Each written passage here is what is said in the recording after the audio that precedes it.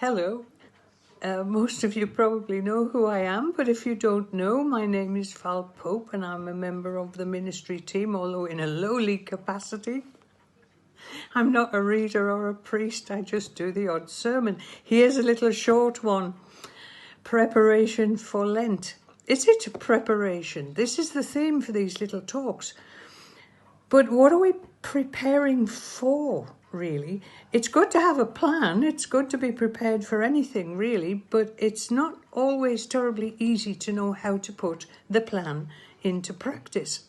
So here are maybe one or two questions. I don't have many answers, but I'm pretty good at questions. What's Lent? Prayer, fasting, charitable giving continue to be regarded as quite good Lenten practices. Plenty of ideas for actions during Lent and going towards Easter all over the place. There are booklets, there are house groups, there are courses, there are Zoom things by the ton. Coming up with ideas as to how we prepare isn't a problem usually. But we don't really want, or I don't really want today to talk about making lists of what you can do to prepare for Lent and Easter. It's not really about making lists. I think it's about how we want to be, how I want to be, how we want to be. But I'm talking about me at the minute. Do I want to be more quiet, more thoughtful, more open to God's desires? Do I want to be able to sit with people who need me? Does anybody need me? That's a hard one, isn't it? Do I want to be more attentive? Do I want to read the Bible more? Do I want to be more compassionate? That's a big ask for somebody like me. Do I want to sit and acknowledge in front of God my fears and my failings? Do I need a bit more courage about using the gifts that God has given me?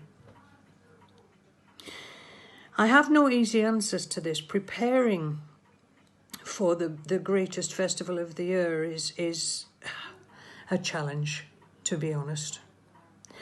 But I've come up with one or two maybe ideas that might work for me. If they work for you, that's absolutely fine. So I'll share them. Ask God every day. This is me, but it's you if you want to do it too. Ask God every day during this Lenten time of preparation, what does my soul need? Just ask that, then listen. We're very good, at fooling ourselves about how we're doing. We're very good at ticking the boxes. I've done that one and I've done this Bible reading and I've whatever. You know how it goes. Just ask. What does my soul need? And wait.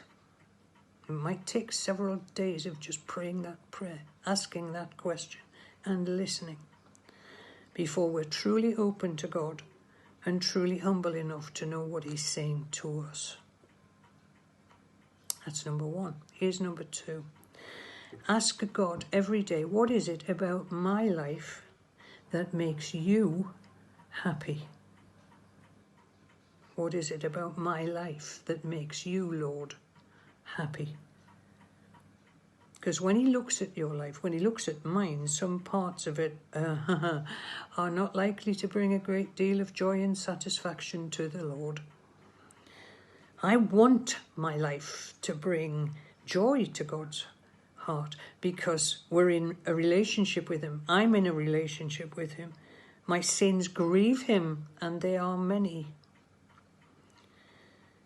But I want to grow and love and feel that kindness and that joy that comes with a deeper relationship with the Saviour. So that's number two. Ask God, what is it about my life, Lord, that makes you happy? And then listen, and He'll tell you. You might need to be persistent on this one, You might need to pray all of these things quite often, every day, several times a day. It's up to you how you do it. Here's the third one. This isn't an ask, this is a tell.